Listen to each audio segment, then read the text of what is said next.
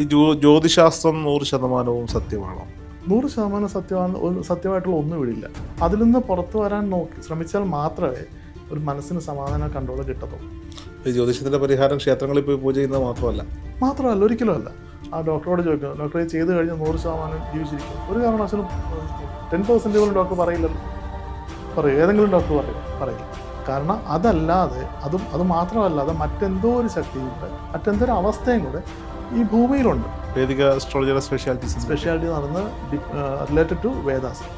ഇല്ല എന്ന് വിശ്വസിക്കുന്ന ഒരു സംഭവം ഉണ്ട് എന്ന് നമ്മൾ പറയുമ്പോൾ, ഉണ്ട് എന്ന് പറയുന്നവരാണ് പ്രൂവ് ചെയ്യേണ്ട അവകാശം വരുന്നത്. അത് ആനമൂത്രത്തിൽ നിന്ന് വൈദ്യുതി കേൾക്കുമ്പോൾ രസകരമായി തോന്നും. ട്രോളുകളൊക്കെ കിട്ടാൻ വന്നിട്ടുണ്ട്, ഇഷ്ടംപോലെ ട്രോളുകൾ വന്നിട്ടുണ്ട്. അതൊരു ആദ്യത്തെ ഒരു 30%, ആദ്യത്തെ ഒരു 1 ഇയറിൽ എനിക്ക് വിശ്വാസം ഇല്ലായിരുന്നു കിട്ടുമോ ശരിയാവോ എന്നുള്ളത്. പിന്നെ 4th ഇയറിൽ, 2nd, 3rd, 4th ഇയറിലേക്ക് ജയസൂര്യയുടെ സിനിമയുണ്ടല്ലോ, അതിങ്ങനെ ഒരു പ്രൊജക്റ്റ് ഉണ്ട്. അത് ഞാൻ വിനിൽ സാറും ജയസൂര്യ അടുത്തൊരു ഫ്രണ്ടാണ്. നമസ്കാരം. അബാക് മീഡിയയിൽ ഇന്ന് അതിഥി സയന്റിസ്റ്റും തന്ത്രിയുമായ ഡോക്ടർ ഗിരീഷൻ MG ആണ്. നമസ്കാരം.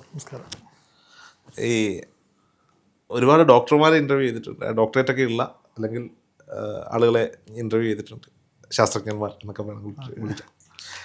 അതുപോലെ തന്നെ സ്പിരിച്വാലിറ്റിയിൽ വിവിധ തലങ്ങളിൽ നിൽക്കുന്ന ആളുകളൊക്കെ ഇൻ്റർവ്യൂ ചെയ്തിട്ടുണ്ട്. ശാസ്ത്രശാഖയിലൂടെ പോവുകയും ഒപ്പം ഈ സ്പിരിച്വൽ പാത്ത് കൂടി ചേർത്ത് പിടിക്കുകയും കുറച്ച് ക്ഷേത്രങ്ങളുടെ താന്ത്രികത്വവും പൂജയും ഒക്കെ ഇപ്പോഴും കൊണ്ടുപോകുന്ന ഒരാൾ എന്ന നിലയിലാണ് അങ്ങയുടെ അഭിമുഖത്തെ ഞാൻ നോക്കിക്കാണുന്നത്. എങ്ങനെയാണ് ഈ ശാസ്ത്രത്തെയും സ്പിരിച്വാലിറ്റിയും കണക്ട് ചെയ്യാൻ പറ്റുന്നത്? എൻ്റെ അനുഭവം പറയുകയാണെങ്കിൽ, ഞാൻ പഠിച്ചത് സയൻസാണ്. എൻ്റെ പ്രൊഫഷനും ടെക്നോളജിയാണ്, സയൻസാണ്. കുറേ ഇൻവെൻഷൻസൊക്കെ അതിൽ ചെയ്തിട്ടുണ്ട്.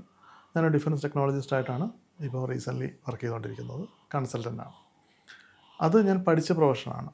എനിക്ക് വന്ന ഒരു പ്രൊഫഷനുണ്ട്, ഒരു ഏരിയ ഉണ്ട്. അതാണ് താന്ത്രികം, ജ്യോതിഷം, വേദിക് അസ്ട്രോളജി, ആ ഒരു മേഖല. അതെങ്ങനെ വന്നു എന്ന് ചോദിച്ചു കഴിഞ്ഞാൽ, അച്ഛൻ 10-50 വർഷം കൊണ്ട് പല അമ്പലങ്ങളുടെയും തന്ത്രിയായിട്ടും താന്ത്രികമായിട്ടും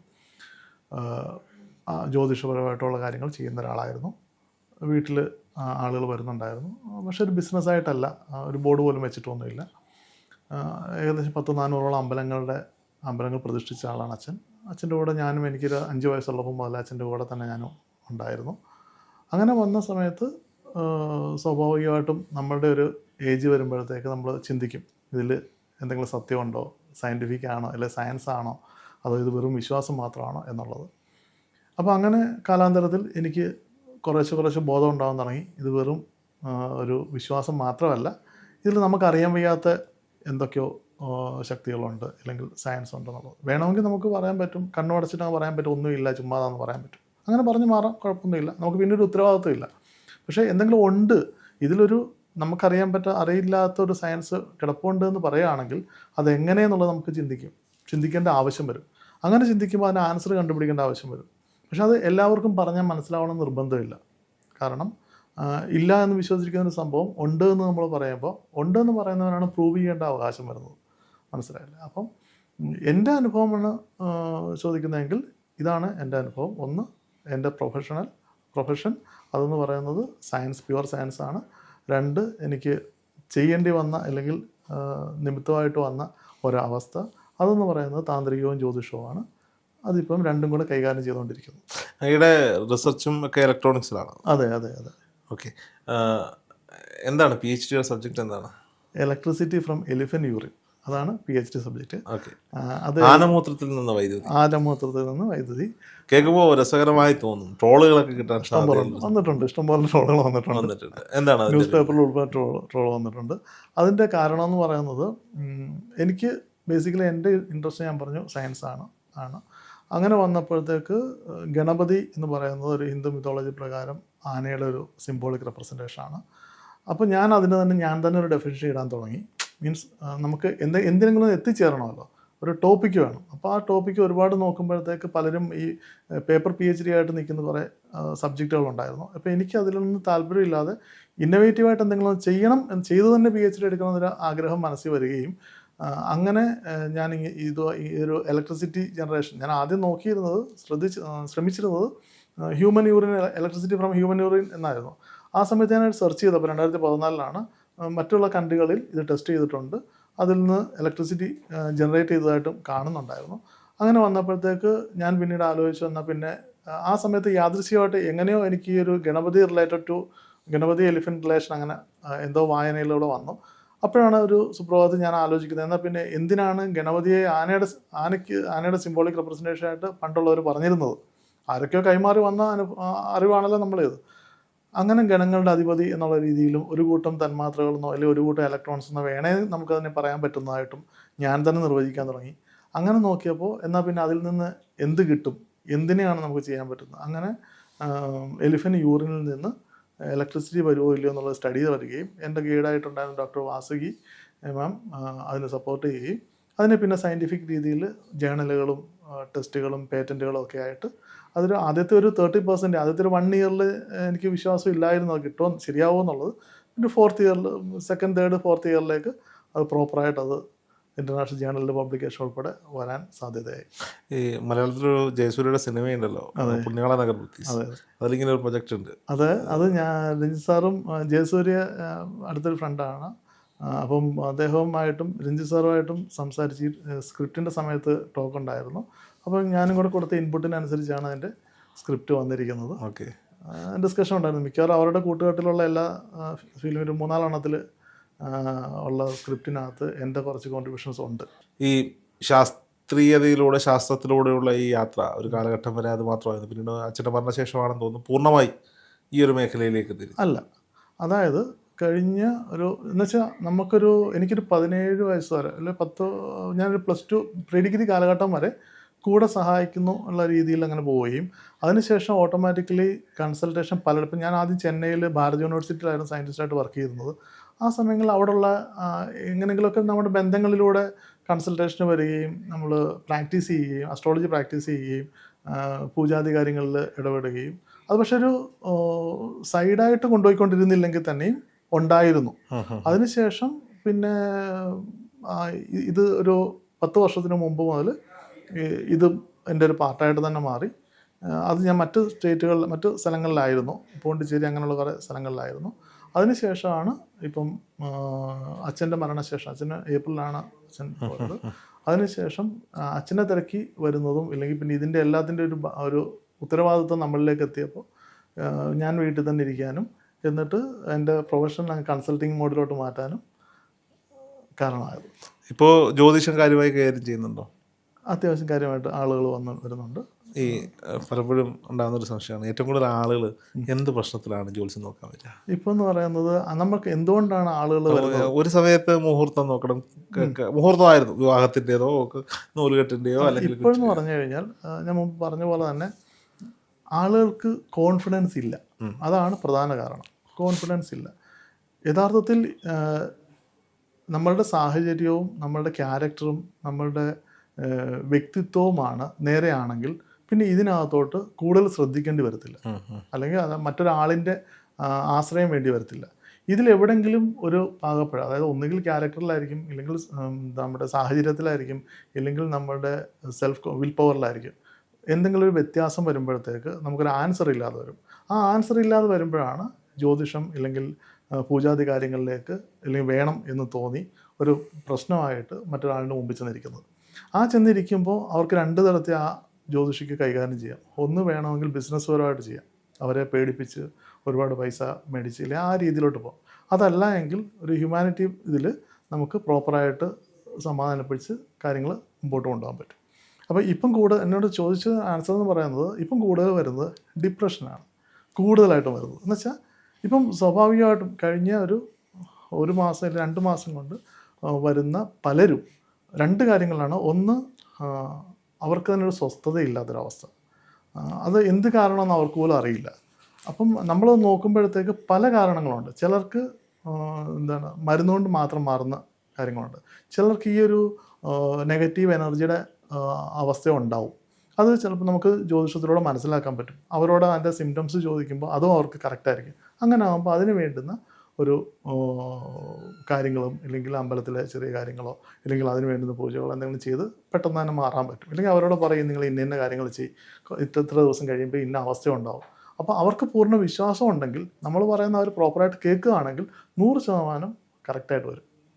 അതല്ല ഇപ്പം ഞാനിപ്പം രോഹിതിനോട് പറയുന്നു, രോഹിത് ഒരു വിഷയമായിട്ട് എൻ്റെ മുമ്പിൽ വരുന്നു, ഞാൻ പറയുന്നു ഇന്ന ചെയ്യണം, ഇത്ര ദിവസം വരെ നമ്മൾ ആരോടും വഴക്കിടാതിരിക്കല്, നമ്മൾ മോശമായിട്ട് സംസാരിക്കാതിരിക്കുക എന്ന് പറയുമ്പോൾ ഇല്ലില്ല ഞാൻ പറയുന്നതെല്ലാം ശരിയാണ് എന്നും പറഞ്ഞിരിക്കുന്നതാണ് രോഹിതിൻ്റെ ക്യാരക്ടറെങ്കിൽ ഇതൊരിക്കലും മാറില്ല.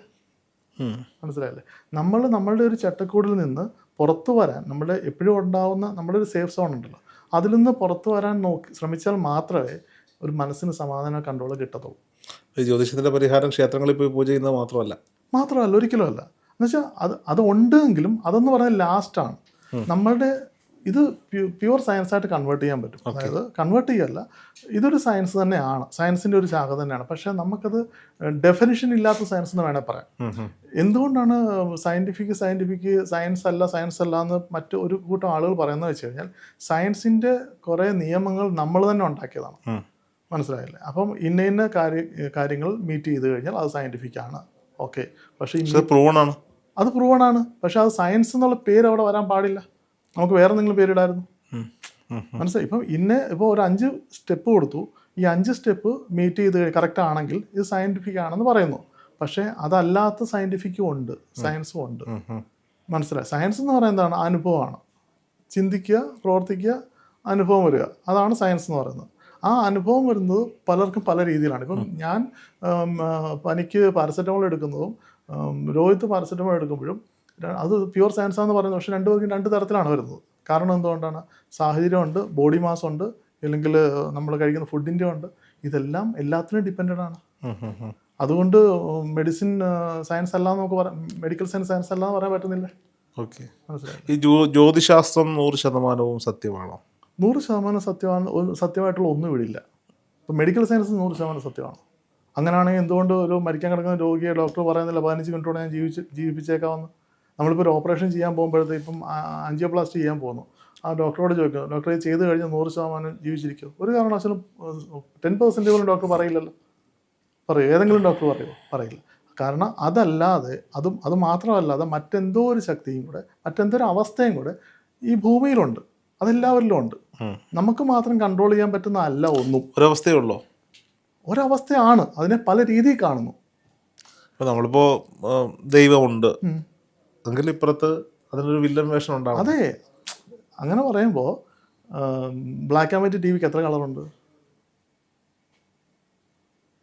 ബ്ലാക്ക് ആൻഡ് വൈറ്റ് ടിവിക്ക് എത്ര കളറുണ്ട്? 2. ഏതൊക്കെ? കറുപ്പും വെള്ളയും. അല്ല, ഒന്നേ ഉള്ളൂ, വെള്ളയേ ഉള്ളൂ. വെള്ളയില്ലാത്ത അവസ്ഥയാണ് കറുപ്പ്. ലൈറ്റ് ഓൺ ആവുന്നേ ഉള്ളൂ. ലൈറ്റ് ഓൺ ആകുമ്പോൾ നമ്മൾ വെള്ളയായിട്ട് കാണുന്നു. ലൈറ്റ് ഓഫ് ആകുമ്പോൾ കറുപ്പാണ്. അതിന് പ്രത്യേകിച്ചൊരു ലൈറ്റ് സോഴ്സോ വേണ്ട. കറുപ്പോടുണ്ടല്ലോ. അത് കറുപ്പോടുണ്ട്, അല്ലേ? നെഗറ്റീവ് എനർജി ഉണ്ട്. പറഞ്ഞു വന്നത് എനിക്ക് മനസ്സിലായി. അതുണ്ട്. അതില്ലാത്തത് എപ്പോഴാണ്? പോസിറ്റീവ് അല്ലാത്തപ്പോൾ. മനസ്സിലായില്ലേ? നമുക്ക് വിഷമം എപ്പോഴാണ്? നമ്മൾ ചിരിക്കാതിരിക്കുമ്പോൾ. അപ്പം അതിനെ വേണമെങ്കിൽ ഇങ്ങനെയും പറഞ്ഞൂടെ, ഈ കറുപ്പെന്ന് പറയുന്ന നെഗറ്റീവ് എനർജി എപ്പോഴും നമ്മുടെ കൂടെ ഉണ്ട്. അത് വേണമെങ്കിൽ പറയാം, തീർച്ചയായിട്ടും പറയാൻ പറ്റും. അതെ, അതാണ് ശാശ്വതമായത്. അതെ, അതിനെ വെള്ളം കൊണ്ട് വൃത്തിയാക്കുക എന്നുള്ളതാണ്. അത് മാറ്റണമെന്നുണ്ടെങ്കിൽ നമ്മൾ നമ്മുടെ ഉള്ളിൽ നിന്ന് തന്നെ എനർജി എടുത്ത് മാറ്റേണ്ടി വരും. അത് വേറെ എങ്ങും കടയിൽ നിന്ന് മേടിക്കാൻ കിട്ടുന്നതല്ല. അല്ല, ആ കറുപ്പ് പുറത്ത് കാണാതിരിക്കാൻ ഈ വെള്ളം ഉയർത്തി വെക്കേണ്ടത് ഓരോ മനുഷ്യന്റെ ആവശ്യം. അതെ അതെ അതെ, അങ്ങനെ പറഞ്ഞു തരാം, അങ്ങനെ പറയാം. സൽപ്രവൃത്തികളിലൂടെ, സാധനങ്ങളിലൂടെ, നമ്മൾ സിമ്പിളായിട്ട് പറഞ്ഞു കഴിഞ്ഞാൽ സ്കൂളുകളിൽ പണ്ട് നമ്മളൊക്കെ പഠിക്കുന്ന സമയത്ത് ബ്ലാക്ക് ബോർഡ് വെള്ള അക്ഷരം കൊണ്ടായിരുന്നു എഴുതിക്കൊണ്ടിരുന്നത്. അന്ധതയിൽ നിന്ന് വെളിച്ചത്തിലേക്കായിരുന്നു കൊണ്ടുപോയിക്കൊണ്ടിരുന്നത്. ഇപ്പോഴോ വെള്ള ബോർഡിലും ബ്ലാക്ക് അക്ഷരം കൊണ്ട് എഴുതിക്കൊണ്ടിരിക്കുന്നു. അല്ല, അതൊക്കെ കാലാന്തരത്തിൽ വന്നതാണ്. ഇതൊന്നും ആരും ശ്രദ്ധിച്ചതല്ല. പക്ഷെ നമ്മൾ ആലോചിക്കുമ്പോൾ സത്യത്തിൽ അതെ, എന്തുവായാലും എഴുതുന്ന ബ്ലാക്കോ അല്ലെങ്കിൽ അതുപോലുള്ള ഡാർക്കായിട്ടുള്ള സംഭവത്തിലാണ്. അപ്പം അങ്ങനെയുള്ള ഒരുപാട് കാര്യങ്ങൾ നമുക്ക് വേണമെങ്കിൽ ചിന്തിച്ചാൽ കിട്ടും. ഇതെല്ലാം മനുഷ്യൻ്റെ ഒരു ചിന്തയിൽ നിന്ന് വരുന്നതാണ് പ്രധാനമായിട്ടും. മനസ്സിലായല്ലോ? അപ്പോൾ അത് ഇപ്പോൾ ഒരാൾക്ക് വിഷമം, എനിക്ക് ഭയങ്കര പ്രശ്നമാണ്, എനിക്ക് ഭയങ്കര ഡിപ്രഷനാണ്, അല്ലെങ്കിൽ എനിക്ക് സമാധാനം ഇല്ല എന്ന് പറഞ്ഞു കഴിഞ്ഞാൽ, ഈ ഡിപ്രഷൻ പറഞ്ഞാൽ ഡിപ്രഷൻ എന്ന് പറയുന്ന അവസ്ഥയ്ക്ക് അതിനെ എക്സ്പ്ലെയിൻ ചെയ്യാം. എന്താണ് ഡിപ്രഷൻ? ഒരു എല്ലാത്തിനും ഒരു താങ്ങുണ്ടായിരുന്ന ഒരാൾ, ആ താങ്ങ് പോകുമ്പോൾ സ്വന്തമായിട്ട് ചെയ്യാൻ കഴിവില്ലാതെ വരുമ്പോൾ അല്ല ഉത്തരവാദിത്വം എടുക്കാൻ പറ്റാത്ത അവസ്ഥ വരുമ്പോൾ അതിനെയാണ് ഡിപ്രഷൻ എന്ന് പറയുന്നത്. മാനസികമായിട്ടും ഒരു ഒന്നും ചെയ്യാൻ പറ്റാത്തൊരവസ്ഥ. സമൂഹത്തിൽ നിന്നും തൊഴിലിടങ്ങളിൽ നിന്നും കുടുംബത്തിൽ നിന്നും ഒളിച്ചോടാൻ സ്വയം കണ്ടെത്തുന്ന ഒരു മാർഗ്ഗമാണ് ഈ ഡിപ്രഷൻ എന്ന് തീർച്ചയായിട്ടും അങ്ങനെയും പറയാം. പക്ഷേ അതിനകത്ത് 2-3 തരത്തിലുണ്ട്. ഒന്ന്, ബോഡി വീക്കായിട്ട് ഡിപ്രഷൻ ഉണ്ടാകുന്നവരുണ്ട്. 2, മാനസികമായിട്ട് വീക്കായിട്ട് ഡിപ്രഷൻ ഉണ്ടാകുന്നുണ്ട്. 3, അവർ നേരത്തെ ചെയ്തിരുന്ന എന്തെങ്കിലും തെറ്റുകളെ വീണ്ടും ആലോചിച്ച് ഓട്ടോമാറ്റിക്കലി ഡിപ്രഷൻ ആവുന്നുണ്ട്. 4, മുമ്പുണ്ടായ എന്തെങ്കിലും പ്രശ്നങ്ങൾ, ഇപ്പം ജീവിതത്തിലുണ്ടായ പ്രശ്നങ്ങൾ, അതിനെ മാത്രം ആലോചിച്ചുകൊണ്ടിരുന്ന് ഡിപ്രഷൻ ആവുന്നുണ്ട്. ഡിപ്രഷൻ എന്ന് പറഞ്ഞു കഴിഞ്ഞാൽ ഒരു മറ്റൊരാളിലേക്ക് കുറ്റം ചുമത്തി ഒളിച്ചോടുന്നതെന്ന് വേണേ പറയാം. അതല്ല, ഒന്നും ചെയ്യാൻ പറ്റാത്തൊരവസ്ഥയെന്ന് വേണേൽ പറയാം. ഇതിനെല്ലാത്തിനും പരിഹാരമുണ്ട്. ഇതിനെല്ലാത്തിനും സുഖമായിട്ട് പരിഹാരമുണ്ട്. അതെന്ന് പറയുന്നത് ഞാൻ ഉദ്ദേശിച്ചത് ഇത് വലിയ മന്ത്രവാദവും പൂജയും നടത്തിയുള്ള പരിഹാരം മാത്രമല്ല. അല്ലാതെ ഒരു നമുക്ക് തന്നെ സെൽഫായിട്ട് ചെയ്ത് അല്ലെങ്കിൽ നമുക്ക് തന്നെ ബോധ്യപ്പെട്ട് മാറാൻ പറ്റുന്ന പരിഹാരമുണ്ട്. അതിനാണ് വേദിക് അസ്ട്രോളജി എന്ന് പറയുന്നത്. വേദിക് അസ്ട്രോളജി 2 തരത്തിൽ വേണേൽ പറയാം. ഒന്ന് നോർമൽ അസ്ട്രോളജി, ഒന്ന് വേദിക് അസ്ട്രോളജി. നമ്മൾ യൂസ് ചെയ്യുന്ന വേദിക് അസ്ട്രോളജി. വേദിക് അസ്ട്രോളജിയുടെ സ്പെഷ്യാലിറ്റി എന്ന് പറയുന്നത് റിലേറ്റഡ് ടു വേദാസ്. അതായത് അത് വരുമ്പോഴുള്ള ഗുണമെന്ന് പറയുന്നത്, നമുക്കിപ്പോൾ ഒരു പ്രശ്നം ചിന്തിക്കുവാണെങ്കിലും പ്രശ്നത്തിന് പരിഹാരമാണെങ്കിലും ദേവതാ സങ്കല്പം കൂടെ അതിനകത്ത് ഇൻക്ലൂഡഡ് ആയിരിക്കും പ്രോപ്പറായിട്ട്. അത് മാത്രമല്ല, ഇപ്പം രോഹിത് ഇപ്പോൾ എന്നോടൊരു പ്രോബ്ലം പറയുന്നു, ആ പ്രോബ്ലം അനലൈസ് ചെയ്തിട്ട് ഞാൻ അതിൻ്റെ റിപ്ലൈ തരുന്നു. അത് രോഹിത്തിന് ബോധ്യപ്പെടുത്തി തരുന്നു. ബോധ്യം ഉണ്ടാവും, ഇന്നത് കൊണ്ട് ഇന്നത് സംഭവിച്ചു, അപ്പോൾ ഇന്നത് നമ്മൾ മാറ്റിക്കഴിഞ്ഞാൽ നമുക്ക് ഇന്ന കാര്യങ്ങൾ നടക്കാൻ പറ്റും എന്നൊരു അവസ്ഥ. മനസ്സിലായല്ലേ? അപ്പോൾ അത് മറ്റതെന്ന് പറയുമ്പോൾ ആ ഒരു പ്രൂഫ് നമുക്ക് കാണിക്കാൻ പറ്റില്ല, അല്ലെങ്കിൽ ബോധ്യപ്പെടുത്താൻ പറ്റില്ല. അതാണ് ഇതിനകത്ത് വ്യത്യാസം. പ്രൂഫ് കാണിക്കാൻ പറ്റില്ല എന്ന് പറഞ്ഞാലും കാണിക്കാന്ന് വെച്ച് കഴിഞ്ഞാൽ ഇപ്പം വരുന്ന ഒരു പ്രശ്നം ചോദിക്കാൻ വേണ്ടി ഒരാൾ വരുന്നു, ഒരു പ്രോബ്ലം ഉള്ള ആളായിരിക്കും എന്തായാലും വരുന്നത്. അല്ലെങ്കിൽ പ്രശ്നത്തിന് സന്തോഷമായിട്ടിരിക്കുന്ന ഒരാൾ ഒരിക്കലും ഒരു ജോലിസിന് മുമ്പ് വരത്തില്ല. 100% വരാൻ വഴിയില്ല. ഇല്ലെങ്കിൽ മറ്റെന്തെങ്കിലും 99% വരാൻ വഴിയില്ല. കാരണം എന്ന് പറഞ്ഞാൽ ഇല്ലെങ്കിൽ മറ്റൊരു പുതിയ കാര്യം തുടങ്ങാൻ വേണ്ടിയിട്ട് നല്ലൊരു അവസ്ഥ അത് വരാം. അതല്ല, ഇല്ലെങ്കിൽ ഒരു പ്രശ്ന പരിഹാരത്തിന് വേണ്ടിയിട്ടാണ് വരുന്നത്, അല്ലെങ്കിൽ പ്രശ്നത്തിന് കാര്യം എന്താണ്, പരിഹാരം എന്താണ് ചോദിക്കാനാണ് വരുന്നത്. അങ്ങനെ വരുമ്പോൾ